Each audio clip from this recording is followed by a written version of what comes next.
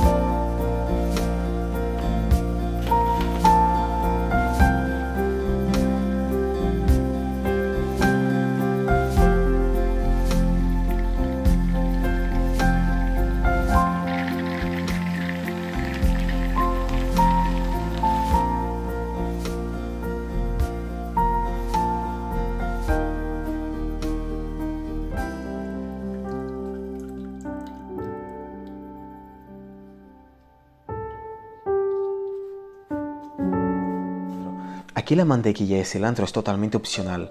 Si no quieres, no hace falta que lo pongas. Lo puse más que nada para potenciar un poquito más, aportar ese mantequilla semi tostada que a mí me encanta.